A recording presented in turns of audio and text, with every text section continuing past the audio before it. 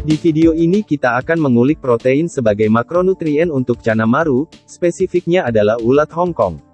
Materi ini kami rangkum dari berbagai jurnal penelitian dan buku. Dengan menyimak hingga selesai, kita dapat saling berdiskusi dan memahami kelebihan dan kekurangan jenis ulat ini. Ulat Hongkong juga dikenal dengan nama yellow mealworm merupakan larva dari serangga yang bernama Tenebrio molitor atau kumbang petarung. Ulat Hongkong adalah larva dari kumbang yang sering dijumpai pada beras, di mana ulat ini ternyata memiliki nutrien yang cukup tinggi. Ulat Hongkong sudah familiar dan populer digunakan untuk pakan hewan ternak, baik burung maupun ikan. Ulat Hongkong dengan nama ilmiah Tenebrio molitor ini umumnya dianggap sebagai hama karena mengkonsumsi atau merusak biji-bijian yang disimpan termasuk beras.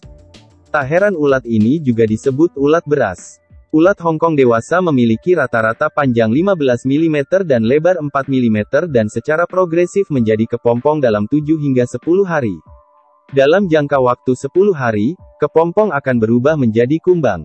Hasil penelitian menunjukkan konsentrat protein ulat Hongkong memiliki ukuran partikel yang tergolong kasar dengan kandungan nutrien yang cukup tinggi. Ulat Hongkong mengandung protein kasar mencapai 54,73% dengan konsentrat protein murni sebesar 38,87%. Ulat Hongkong juga mengandung lemak 31,1% hingga 43,1%. Kadar abu sebesar 3%, serta 57% kadar air. Dan seperti serangga lain, ulat Hongkong memiliki kandungan kalsium yang rendah. Sebelum lebih lanjut, mungkin Anda sedikit bingung dengan apa yang dimaksud dengan protein kasar atau crude protein, serta bedanya dengan protein murni atau asam amino. Crude protein ataupun protein ini sering juga ditampilkan pada tabel kemasan produk pelet. Bagi yang tidak tahu mungkin akan menganggap protein dan crude protein adalah sama. Padahal tentu saja kedua nutrien ini berbeda. Lantas apa saja perbedaannya? Menurut Sudarmaji dalam buku berjudul Analisa Bahan Makanan dan Pertanian yang diterbitkan tahun 1989, protein merupakan salah satu kelompok bahan makronutrien. Tidak seperti bahan makronutrien lainnya seperti karbohidrat atau lemak, protein ini berperan lebih penting dalam pembentukan biomolekul untuk pertumbuhan ikan daripada menjadi sumber energi. Namun demikian apabila organisme atau Cana Maru Anda sedang kekurangan energi, maka protein ini dapat juga dipakai sebagai sumber energi. Protein dibedakan atas protein kasar dan protein murni. Protein kasar atau crude protein adalah protein murni ditambah amiden-amiden lainnya, sedangkan protein murni adalah protein yang tersusun atas asam amino. Protein kasar atau crude protein tidak hanya mengandung protein murni saja tetapi juga mengandung nitrogen yang bukan berasal dari protein atau dikenal dengan non-protein nitrogen. Oke, kembali ke ulat Hongkong. Bagaimana perbandingan nutrisi antara ulat Hongkong dan ulat Jerman terutama dalam sisi protein? Menurut Hompin.id, ulat Jerman mengandung protein sebanyak 19,06%. Itu artinya ulat Hongkong unggul dari sisi protein dibanding ulat Jerman, namun kalah jauh dengan cacing tanah yang memiliki protein hingga 72%. Dalam praktiknya, ulat Hongkong ini bisa dikonsumsi oleh Cana Maru dalam bentuk hidup ataupun kering bahkan dalam bentuk tepung yang dapat Anda jadikan sebagai bahan pembentuk pelet. Ulat Hongkong kering ini memiliki banyak manfaat diantaranya adalah tahan lama dalam penyimpanannya dan Anda tak perlu repot dalam melakukan perawatan seperti layaknya ulat Hongkong hidup. Selain itu ulat Hongkong kering juga memiliki kandungan air dan lemak yang tidak terlalu banyak. Sehingga tentunya lebih aman bagi Cana Maru, terutama bagi Anda yang sedang menjaga postur ideal untuk Cana Maru. Dalam keadaan tertentu, serangga dapat saja membawa bakteri, parasit, atau bibit penyakit. Termasuk ulat Hongkong yang masih hidup. Hal ini tentu membawa resiko bagi Cana Maru Anda. Namun tentunya ulat yang dalam keadaan mati atau sudah mengalami proses pengeringan pastinya lebih bersih dan aman. Karena dalam proses pengeringan akan membunuh bakteri atau bibit penyakit yang menempel. Inilah perbedaan utama ulat Hongkong kering dan ulat Hongkong hidup. Menurut beberapa sumber, ulat Hongkong hidup memiliki banyak kandungan lemak yang tentu tidak baik bagi berat badan Cana Maru Anda.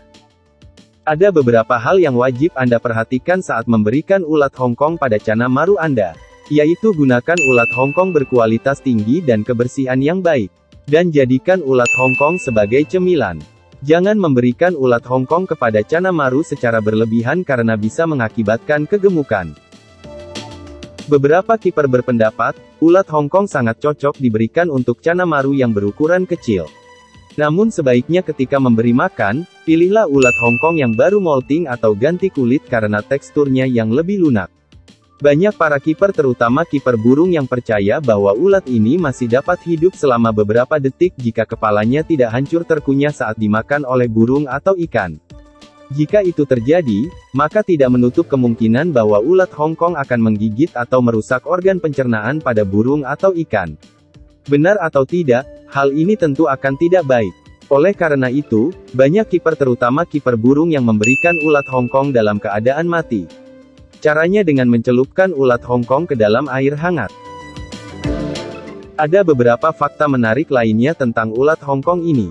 Ulat Hongkong telah terbukti mampu mendetoksifikasi zearalenol dengan memetabolisme sebagian menjadi alfa-zearalenol. Tidak ada risiko zearalenol terakumulasi dalam larva ulat ini sedemikian rupa sehingga dapat mempengaruhi hewan yang memakannya. Zearalenol merupakan mikotoksin yang diproduksi oleh beberapa spesies jamur yang bersifat estrogenik yang dapat mempengaruhi produksi hormon estrogen. Dalam sebuah penelitian juga disimpulkan jika ulat Hongkong dapat secara nyata meningkatkan respon imun tubuh ikan. Hasil penelitian mengindikasikan ikan yang diberi pakan menunjukkan aktivitas lisozim yang secara signifikan lebih tinggi. Lisozim sendiri diketahui memainkan peran penting dalam memediasi perlindungan terhadap invasi mikroba atau bakteri pada ikan. Lisozim adalah enzim antimikroba yang memiliki peran penting dalam sistem imun. Lisozim mengkatalis proses hidrolisis penyusun dinding sel pada bakteri sehingga dapat merusak dinding sel bakteri. Air kemudian dapat masuk ke dalam sel dan menyebabkan sel menggelembung dan akhirnya pecah dan bakteri pun akhirnya mati. Proses tersebut disebut dengan lisis. Tahukah Anda, ulat Hongkong ini menjadi spesies serangga pertama yang disetujui eksistensinya sebagai makanan manusia oleh European Food Safety Agency atau EFSA. Bukan tanpa alasan mengapa EFSA menyetujui ulat Hongkong menjadi makanan manusia. Ulat ini sejak dulu terkenal dengan kandungan proteinnya yang cukup tinggi. Dikutip dari situs IPB, Irfan Nugraha seorang mahasiswa IPB memiliki ide memanfaatkan ulat Hongkong menjadi isolat protein yang digunakan sebagai penambah bahan campuran susu bubuk. Materi visual dan isi dari video ini bukan edukasi untuk Anda. Hanya sebatas topik untuk saling berdiskusi. Tulis pendapat dan pengalaman Anda di kolom komentar. Terima kasih.